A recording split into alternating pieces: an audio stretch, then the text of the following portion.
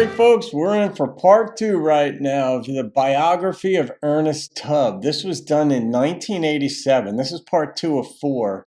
funRonni made a gift to the channel for me to do this one. So, Ronnie, thank you for this gift and request. funRonni made a gift for me to do all 4 parts. So, yeah, I did part 1, and I'm wearing my Kentucky hat in honor of Loretta. Even I don't know if Loretta will be featured in this one or not. I imagine she will be. She finished off the prior segment, and that's where I sort of cut it off.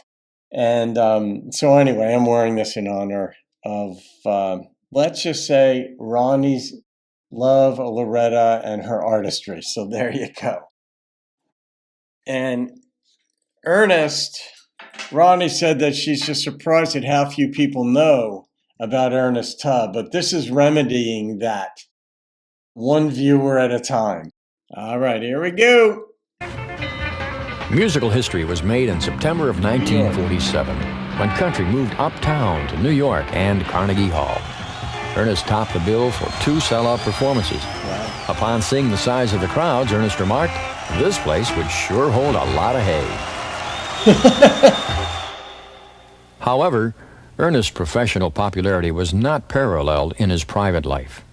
The pressures of constantly being on the road with a young family at home caused problems. It all came to a head in the summer of '48.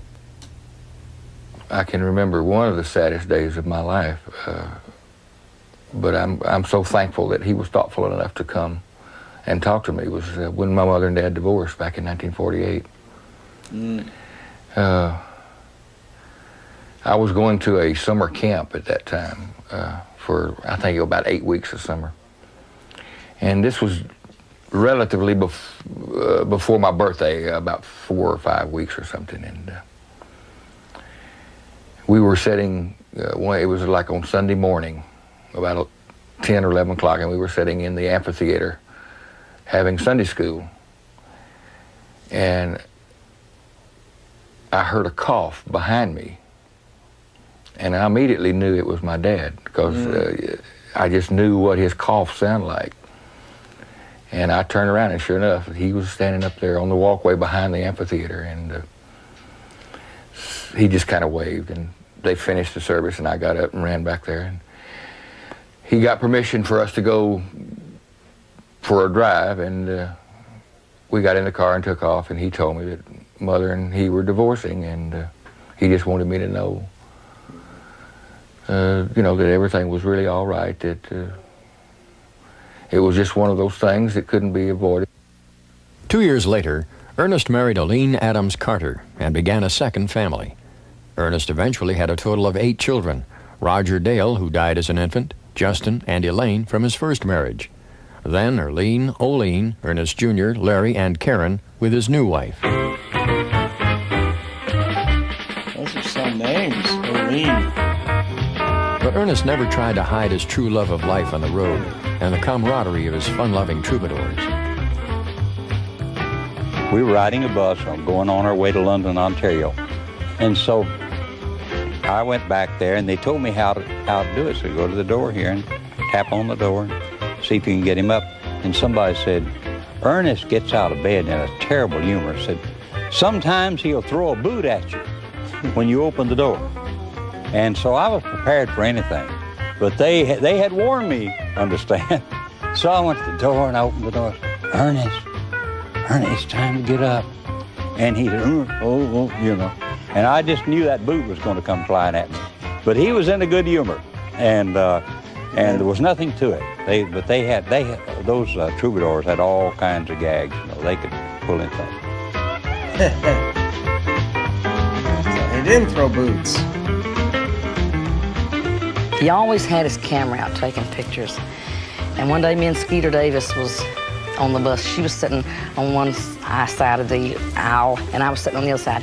And me and Skeeter, as you can tell by me rattling and talking, and Skeeter talks faster and more than I do. And we was rattling and talking, so Ernest took a picture, and he had a big picture blowed up and then put it in his album. And the picture, and in the picture, my mouth was open and Skeeter's mouth was open. And Ernest would always put little captions under his picture, and he put on there, "Who's listening?" That's good. I went on a tour, and Ernest was on this tour with me. And, we had a lot of fun all the way through the tour, but this one night, we had No Help Wanted, and it was really going big back then. And we'd always encore with this particular night. I think it was somewhere in Texas. We encored 3 times with the thing.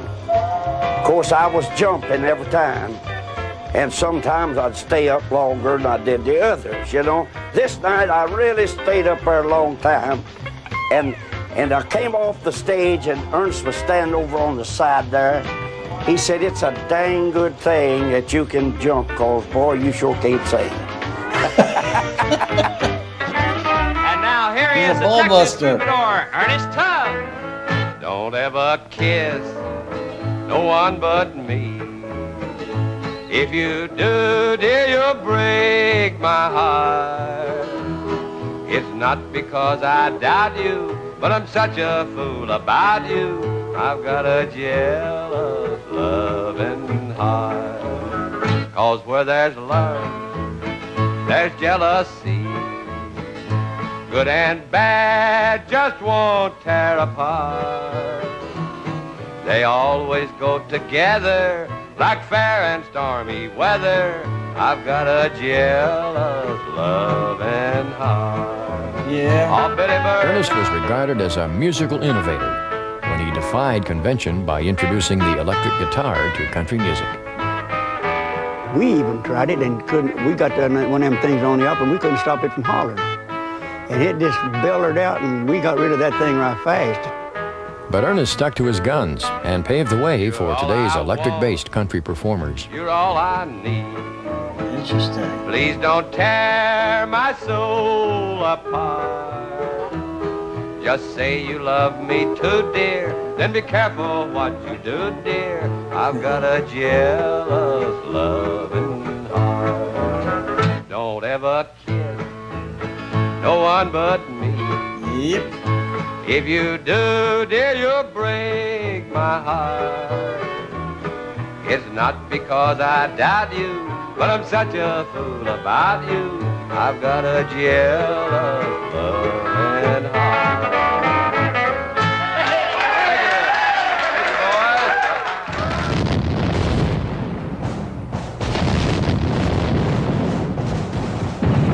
It always seemed that Ernest reached new heights of popularity during times of national crisis. Songs like Soldier's Last Letter showed a true compassion for the men on the front lines who took Ernest and his music to their hearts.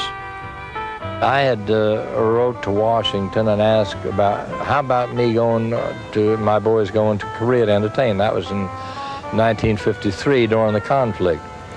And then Ernest I had it cleared that I would go, and then Ernest come to me and said, hey, how about going along with you? I said, man, the more the merrier. When the postman delivered a letter, We sang it there?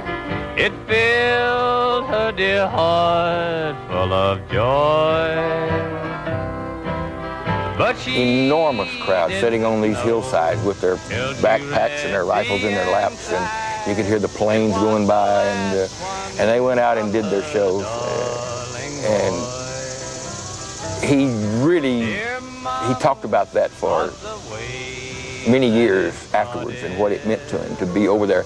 He brought a whole briefcase full of notes and letters back from servicemen with phone numbers. Call my mama and tell her I'm okay, and call my wife and tell her where I'm at and that I'm all right, and he did it. I sat there and watched him sit on that phone, and he must have made 100 phone calls. Long distance, at his expense, calling all the relatives of the boys he'd met over there. Oh, that's right.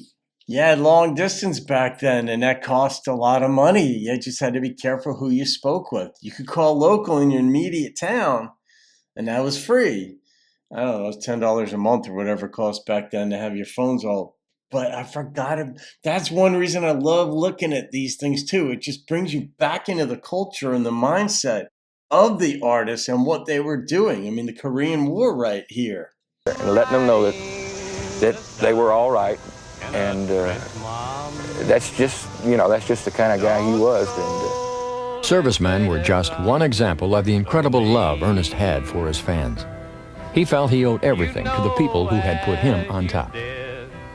We was in Florida one time getting ready to play a show, and I mean, it was raining cats and dogs, and there was a lady came and knocked on the bus out in this pouring down rain, and she said she didn't have enough money to buy tickets for the show, but she'd like to have her picture taken with Ernest.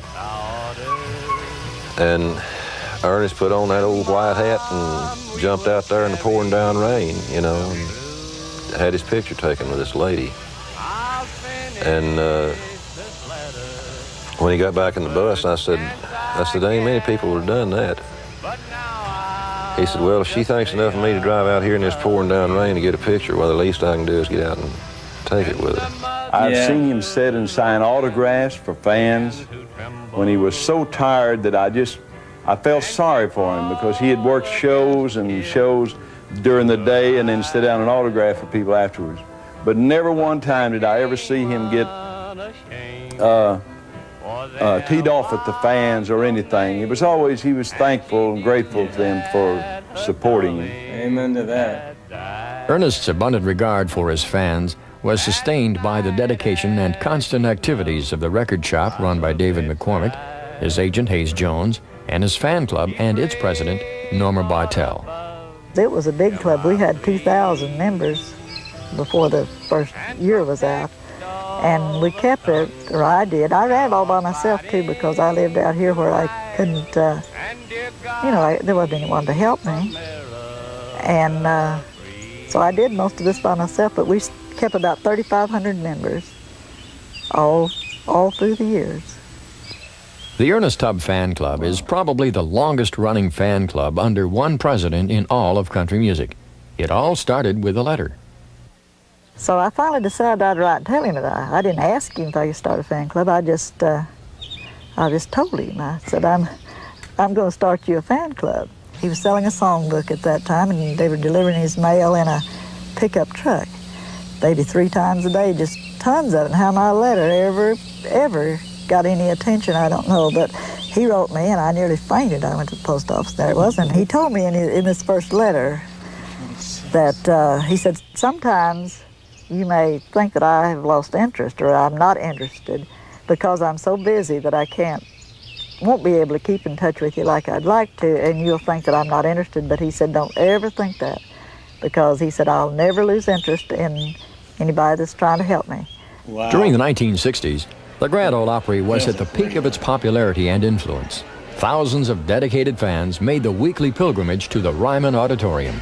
Highlights of my memories certainly would be the times that he came in off the road, and all the stories about Ernest's fondness for traveling was certainly meant that he was gone most of the time, but he always made a point to make sure he was in Nashville to do the Grand Ole Opry on Saturday night.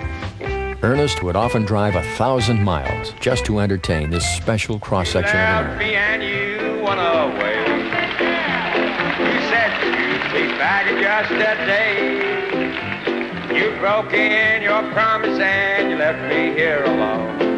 I don't know why you did, dear, but I do know that you're gone. I'm walking the floor over you. I can't sleep a wink, that is true. I'm hoping and I'm praying as my heart breaks right in two. Walking the floor over you. I recall as a young announcer how interested Ernest was in the format of the show and who was on the show, and he's very concerned that he got the names right. He was very concerned about the timing, and I think throughout the history of the Opry, perhaps very few people have been as concerned about that show in a professional way as Ernest was. That's so cool. As well as being a fan favorite, Ernest used his backstage power and influence to assist and encourage many of the newer performers. He said, "Who are you singing to?" I said, "Well, I'm singing to everybody." He said, "You ain't singing to nobody." He said, "You're singing right over their heads." And I said, "Oh, well, I thought I was singing to everybody." He said, "I ain't seen you look at nobody in the eye." And he told me, he said, "You look out there in that audience and you'll find somebody that just loves Skeeter Davis." And ever since he told me that, I started looking for somebody that loved Skeeter Davis in the audience, and I don't ever do it that I don't think about him. He instilled in me the desire and the love for country music that I still have today, and certainly has been one of the forces in my life that has caused me to sustain, I think. Ernest Tubb was a friend of mine. He not just a man to work for and work with. He was an honest, a goodness friend. He helped me out in some serious times I had with some illnesses. I had rheumatic fever, and he kept me on the payroll and saw that my doctor bills were taken care of. And he was just a real man. If there ever was a legend, Ernest Tubb was, because he helped more people that come into town that didn't have any money. He would go out of his That's way. what you said, Ronnie.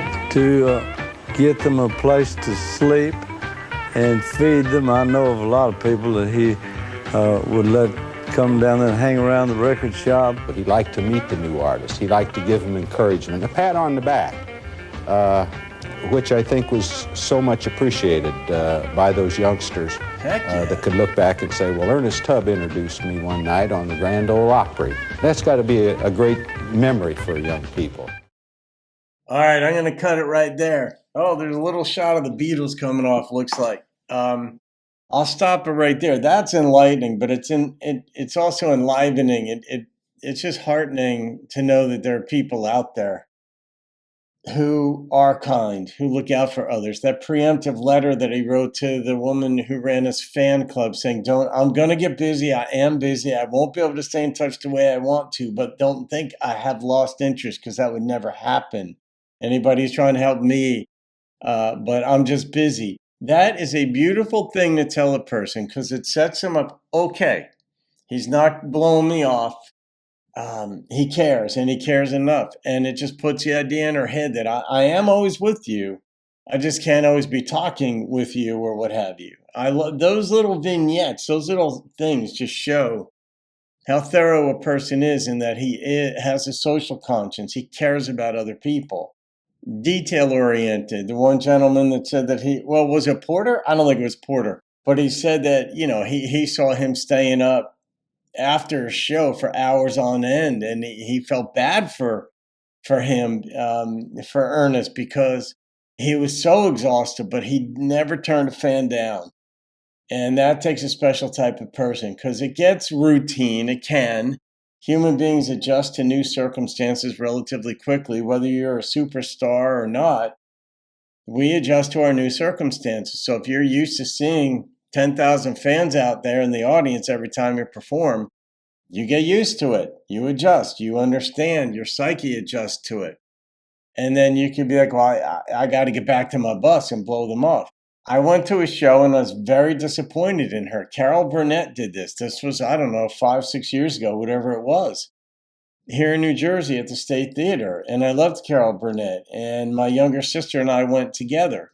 And at some point during the show, and she was very funny and explaining things. And there were clips from the Carol Burnett show. And it was very funny, very engaging and entertaining. And then there was a moment, during the show, where she was talking with the crowd and engaging with the crowd. And she said, are there any questions? And people asked questions and all this. And then there was a woman like sort of toward the front, in the front rows, close to it.